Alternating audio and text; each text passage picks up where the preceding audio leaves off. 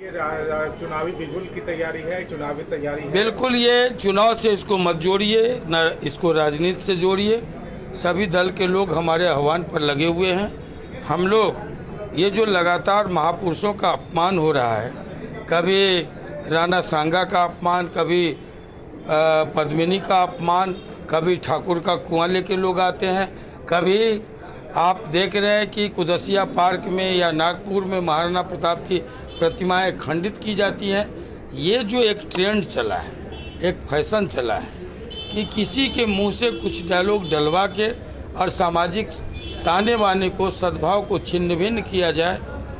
आज समय का तकाजा है इस पर सख्त कानून बने, क्योंकि संविधान इसकी इजाज़त नहीं देता है। हमारा संविधान कहता है मनसा वाचा कर्मणा, अपने आचरण से हम किसी वर्ग को, किसी समुदाय को, किसी महापुरुष का अपमान नहीं कर सकते, किसी को आहत नहीं कर सकते, ठेस नहीं पहुंचा सकते। यह हमारा संविधान कहता है।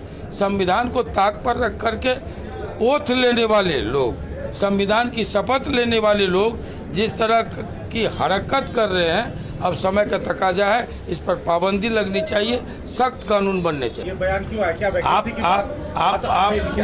पूछे तो आप बयान आया।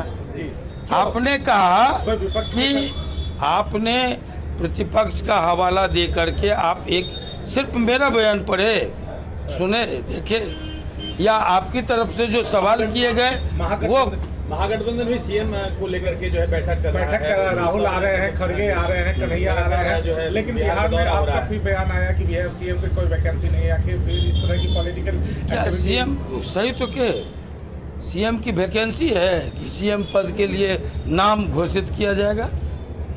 आइए चुनाव में मर्दा मर्दी आइए, जिसको जनता मुकुट पहना देगी सीएम वो होगा। यह किसने बताया कि राहुल गांधी और तेजस्वी यादव या लालू यादव या खड़गे साहब बैठकर सीएम तय कर देंगे? सीएम बिहार की जनता तय करती है, वही करेगी।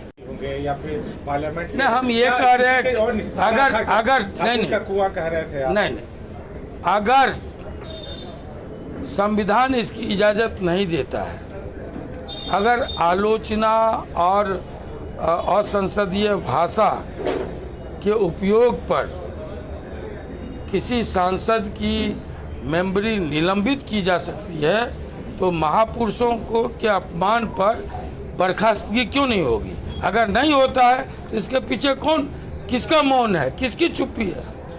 निश्चित तौर पर ऐसे में स्पीकर कटघरे में आएंगे, लोग सवाल खड़ा करेंगे। ये जनतंत्र है, लोकतंत्र है, लोग चुप नहीं रहेंगे, चुप सवाल खड़ा करेंगे सभापति पर, तो उनके सामने गालियां देके लोग निकल जाते हैं और कुछ नहीं होता।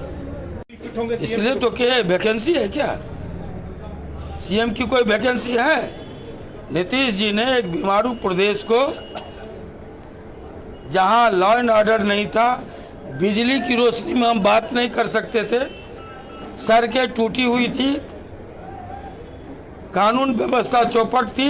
विपक्ष कर ये आप सुन लीजिए, मेरी बात खत्म हो जाए तो फिर दूसरी बात कीजिए। जहां अपहरण, फिरौती, हत्या